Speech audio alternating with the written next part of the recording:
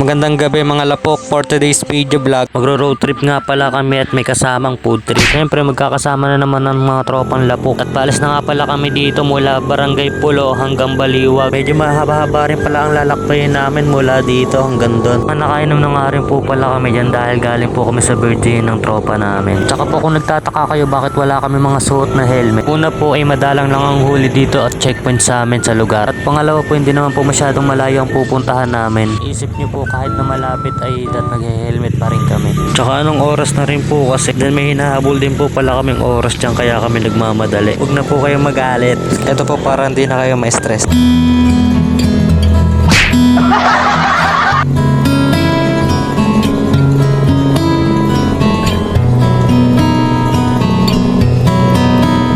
Lugi na naman kami sa February 14. By the way mga kops, malapit-lapit na nga pala kami sa pupuntahan namin. Mga 6 kilometers na lang. Bago nga pala kami mag-food trip pupuntahan lang muna po kami at magkakabe dahil may mga hangover pa yung mga kasama natin. Kasama nga rin pala ako sa nag-inom.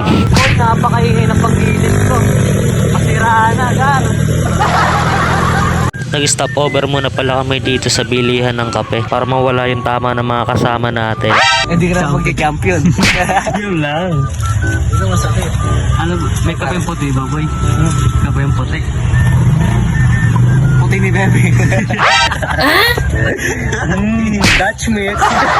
Dito pala kami nag-stop over sa ospital ng Carpa sa tapat ng 7-Eleven. Ang mga oras na pala na ito, mga alas 12 na ng madaling araw. Kaya tamang hay na naman yung mga lapok natin. Habang masaya nga pala ako nagkakape dito, mamaya-maya ay malulungkot na lang ako biglaan. Sure na bastos, malala talaga. Panginang Carpa. Ito na nga pala yung sinasabi ko sa inyo, mapapa-outs ka na lang dahil bengkong yung rim mo, tapos basag pa yung mags mo.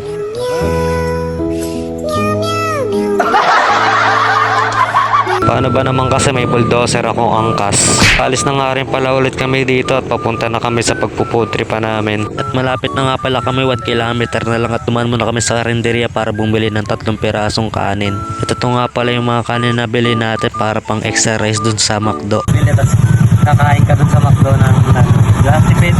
At ito na nga pala yung McDo na pagpuputripa namin. Dito pala kami madalas kumakain. Baka naman, McDo. Hindi ako sa nagpaparinig. Baka naman.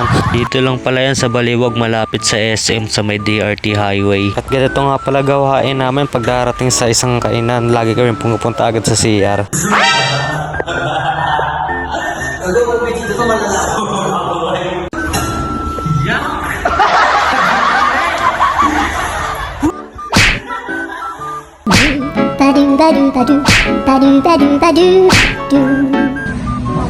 Maano ulam?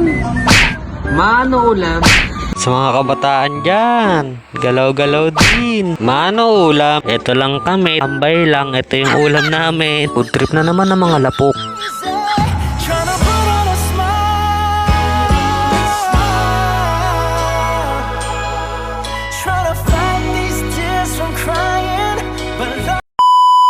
Solve na naman ng mga lapok. So ngayon mga lapok, magpapahinga na lang kami dito at mamaya-maya uuwi na rin kami. Hintik yung pagkain ng aso ng katropa namin dito. May gravy pa. May take out pa kami Gravy pa.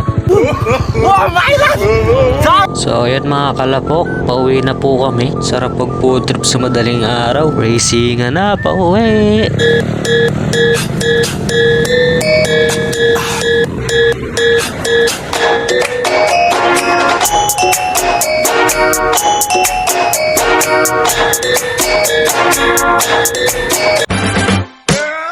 You my little boo thing, so I'll give her